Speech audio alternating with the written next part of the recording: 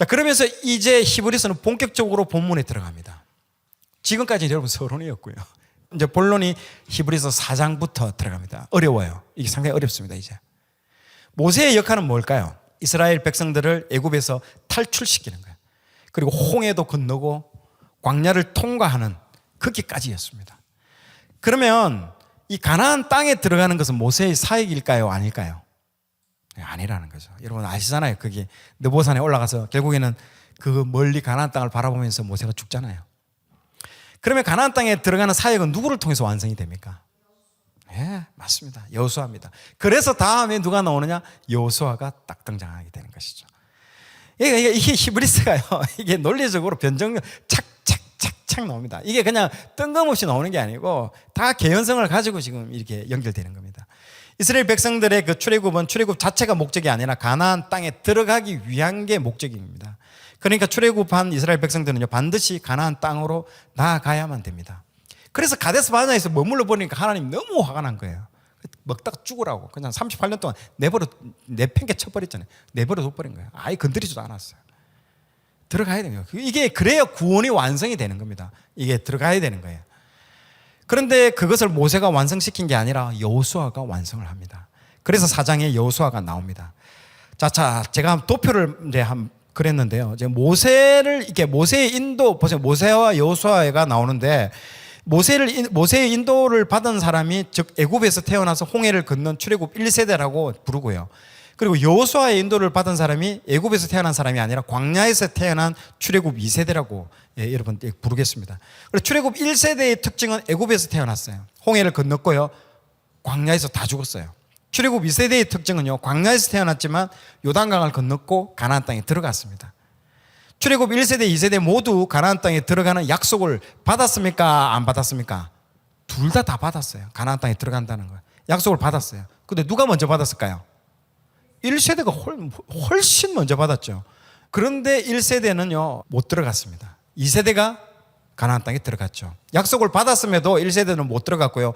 더군다나 먼저 받았어요. 그런데 못 들어갔어요. 약속을 나중에 받았지만은 그럼에도 불구하고 그 사람들이 2세대는 출애굽 그 2세대는요 들어갔습니다. 그 차이가 뭘까요? 더군다나 그 지도자를 보세요. 모세와 여호수아입니다. 모세하고 여호수아가 딱 한번 붙으면 누가 이길까요? 모세가 이긴데도요.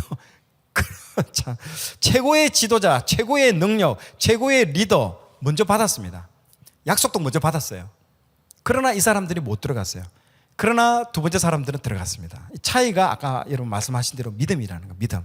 출애굽 1세대의 특징은요, 하나님께서 주신 약속을 믿지 않았습니다. 2세대는 믿었고요. 이 차이밖에 없습니다. 출애굽 1세대와 2세대의 가장 중요한 차이는요, 믿음이에요, 믿음. 그러므로 하나님의 약속에 들어가느냐 못 들어가느냐 결정하는 것은요, 내가 예수를 먼저 믿었냐 나중에 믿었냐 이게 아니라는 겁니다. 여러분, 하나님의 약속이 내 삶에, 내 가정에, 내 교회에 성취되느냐 되지 못하느냐 유일한 기준은요 그 하나님의 약속을 믿느냐 믿지 않느냐 그 차이라는 겁니다. 오직 믿음이라, 오직 믿음. 그래서 나중에 히브리서의 제일 중요한 장이 뭡니까? 11장이 무슨 장이라고요? 믿음장이라는 믿음. 그래서 믿음장을 작정을 하고 그리로 몰아가는 겁니다. 왜? 앞에 이런 쪽을 쭉 얘기하면서 믿음이 중요하다는 걸 계속 강조하면서 11장에 믿음으로 그냥 치고 나가버리는 겁니다. 그래서 예수님의 인도함을 받은 사람들이 또 있습니다. 그래서 한 사람을 유대인이라고 하고 한 사람은 또 그리스도인이라고 한번 해서 표를 만들어 봤습니다. 누가 먼저 받았나요? 유대인이 훨씬 먼저 받았죠. 훨씬. 이거는 몇천 년 전에 이미 받았습니다. 이 사람들이 약속을요. 그리스도인들은 나중에 받았습니다. 그러나 유대인들은 못 들어갔어요. 그리스도인들은요 들어갑니다. 여러분, 들어갑니다. 아멘. 예, 차이가 뭡니까? 혈통입니까? 직분입니까? 믿음이라는 거예요. 믿음, 오직 믿음, 오직 믿음. 유대인들은 예수가 메시아라는 것을 믿지 않았습니다. 그 약속을 믿음과 결부시키지도 않았습니다. 그러나 그리스도인들은요 그 약속을요 믿음으로 결부를 시켜서 나의 것으로 취했다라는 거죠. 그 믿음을 잡고 나의 것으로 취했다라는 거예요. 차이는 오직 하나, 믿음이에요. 그러므로 중요한 것은요 믿음이라, 오직 믿음, 오직 믿음. 하나님의 약속이 내 삶에 성취되느냐 성취되지 못하느냐 그 차이는요 믿음이에요, 믿음. 그래서 아까 11장에 믿음을 강조하는 것입니다. 여러분, 너의 모든 삶에서 믿음의 경주를 끝까지 해라. 이 11장의 내용이 그겁니다. 너의 모든 삶에서 믿음의 경주를 끝까지 해라. 믿으라는 거예요. 세상이 감당할 수 없는 그 믿음으로 너희의 믿음의 경주를요 끝까지 하라는 겁니다. 그 믿음의 경주를 한 사람이 그래서 이 히브리서 11장에요 16명이나 언급되고 있습니다. 26번의 믿음이라는 단어가 이 11장에 계속 언급되고 나옵니다. 이 사람들이 이 11장에 나오는 사람들의 특징이 뭔 줄 아십니까? 하나님의 약속이 지금 내 삶과는 전혀 동떨어져 있습니다. 믿어지지도 않고 막 느껴지지도 않고 전부 동떨어져 있어요. 결코 이루어질 것 같지가 않습니다. 그럼에도 불구하고 끝까지 그 약속의 말씀을 붙잡은 사람들, 그 사람들이 히브리서 11장에 언급된 바로 믿음의 사람들이라고 성경이 지금 말을 하고 있습니다. 히브리서에는요 믿음을 강조하는 이유는 바로 이것 때문인 겁니다. 그러나 이거는요 이제 시작입니다. 이제부터 이제 본 게임으로 들어가는 거죠. 그래서 왜 그 당시에 사람들이 그걸 배교하고 떠났냐? 믿음이라는 거죠. 믿음이 떨어지니까요 배교를 하고 갈 수밖에 없다는 거죠. 성경이 말하는 것은 이겁니다. 결국 이 믿음이 죽음의 공포와 죽음의 그 협박을 이길 수 있는 힘이라는 것입니다. 히브리서에서 믿음을 강조하는 이유는요 바로 이것 때문에 여러분 그렇다는 것입니다. 여호수아는 모세가 이루지 못한 과업을요 여러분 완성합니다. 저 그림 보십시오. 자, 하나님의 백성, 저 출애굽한 이스라엘 백성을 애굽 가나안 땅으로 들여보냅니다. 그래서 뭘 줍니까? 안식을 준다는 거죠. 정말 그동안에 안식 없는 그 수십 년 동안의 삶을 살았는데 이제 수백 년, 430년간 또 40년간 살면서 그진 500년간을 안식 없는 삶을 살다가 이제 안식을 줍니다. 여호수아는 그 출애굽한 이스라엘 백성들을 광야에서 40년의 방황을 마치게 하고 마침내 가나안 땅으로 들어가게 함으로 말미암아 안식을 줍니다. 안식을 가나안 땅에 들어감으로써 이제 그 종노릇했던 그 모든 고된 삶으로부터 안식하게 하고요. 이제는 그 40년 동안 방황했던 내 땅 하나 없이 그렇게 기진맥진 돌아다니면서 구름이 뜨면 다시 짐 싸고 움직이고 구름이 멈추면 짐 풀고 했던 그 고단한 그 삶의 여정으로부터 이제 가나안에 정착하면서 안식을 하게 되죠. 자, 여호수아는 지표와 같이 이스라엘 백성들을 가나안 땅으로 인도함으로 말미암아 안식을 주죠.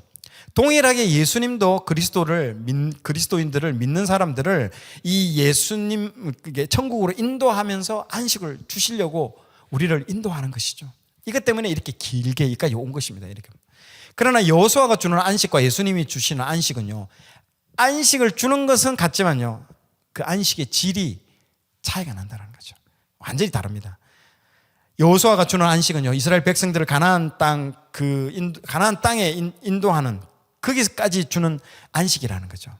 그런데 나중에 이 가나안 땅에 그 강력한 세력이 와가지고 그걸 뺏어버리면 그 안식은요 빼앗겨버리는 아주 일시적인 그 안식이라는 거죠.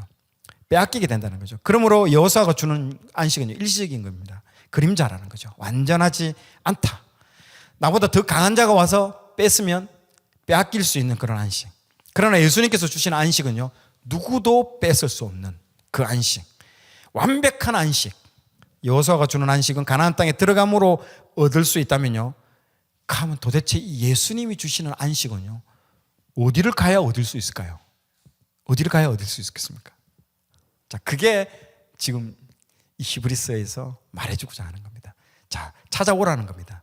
이걸 통째로 말해주는 게 4장입니다. 자, 이제부터 흥미진진한 얘기로 들어가겠습니다. 자, 4장 16절을 밑줄을 한번 그어서 한번 읽어보십시오. 자, 그러므로 우리는 긍휼하심을 받고 때를 따라 돕는 은혜를 얻기 위하여 은혜의 보좌 앞에 담대히 나아갈 것이니라. 아멘. 자, 거기가 어딘가요? 바로 여기 은혜를 얻기 위하여 우리가 어디로 가야 됩니까? 바로 은혜의 보좌입니다. 보좌. 자, 그래서 예수님이 주시는 영원한 안식과 그 참된 안식을 얻기 위해서 우리는요 은혜의 보좌 앞으로 담대히 나아가야 된다라는 것입니다. 자, 그러면 그 은혜의 보좌라는 건 알겠는데 도대체 은혜의 보좌가 뭐냐라는 거죠. 그걸 풀어내는 게 이제 이 히브리서의 묘미입니다. 점점 우리가요 지금 핵심의 실체에 지금 접근하고 들어가고 있다라고 여러분 보시면 됩니다.